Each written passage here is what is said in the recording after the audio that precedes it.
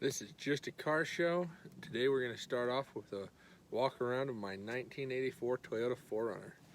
Your basic rock crawler. Anybody can build one of these. You just have to start off with the right Toyota. Okay, here she is. This is a 1984 Toyota 4Runner. I've had this Toyota for about 7 years now. It's been to Moab multiple times, been out to the Great Salt Lake, been all over around here. These things are great.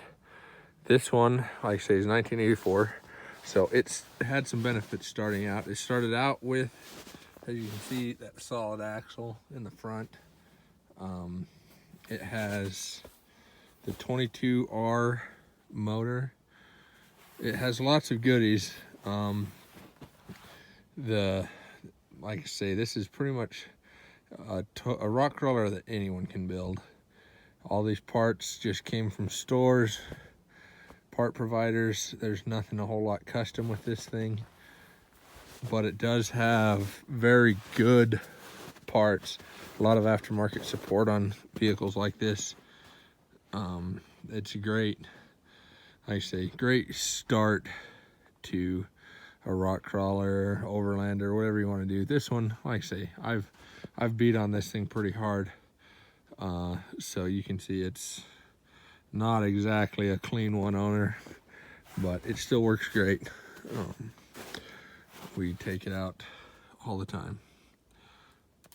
It's had some love. This was in the Escalator down in Moab. It's had lots of taillights in it. We try to keep it sort of street legal-ish so I can drive it around without getting harassed too much. It still has the doors, windows, all that stuff. Seals up okay. Heater, AC works. Radio works. This thing, 5-speed manual. And then the Toyota top shift transfer case. This one has a 4-to-1 kit in it from, I think, I want to say I got this one from Trail Gear. I don't remember for sure if this is Trail Gear or Marlin Crawler. But they really, I mean, they are a world of difference. This is the first modification I did on this thing, was the 4-to-1 kit in the transfer case. As you can see, it's not exactly great, but it's still works. And it's a lot better than a buggy with no windows, no AC, no heater. I can still get my wife to go with me. So under the hood,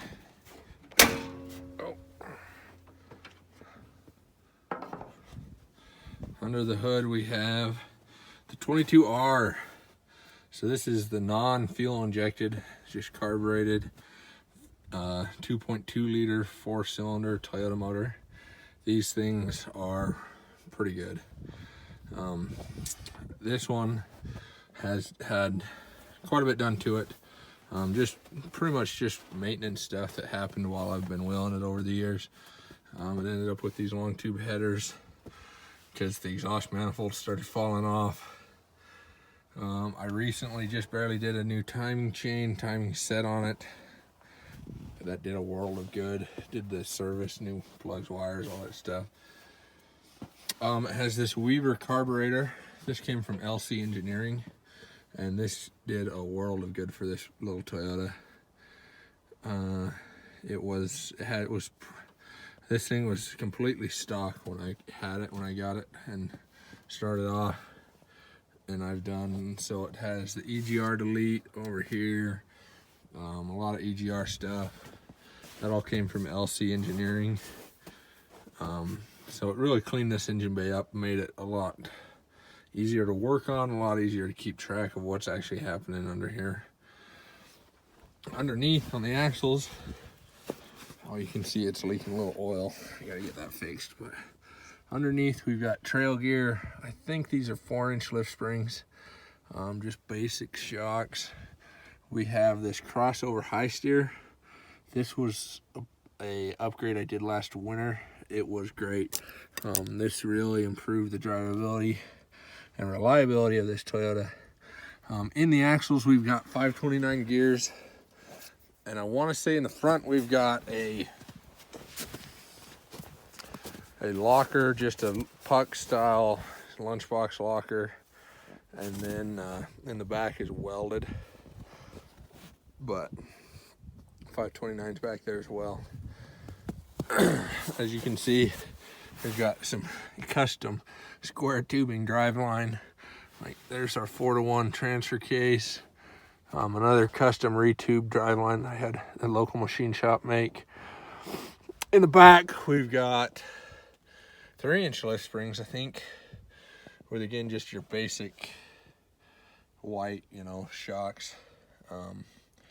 And this thing, like I say, it works great. We've got, for tires, we've got these military surplus Goodyears from Humvees on here with just the cheapest 16.5 inch by 6 by 5 lug pattern that I could buy, steel rims.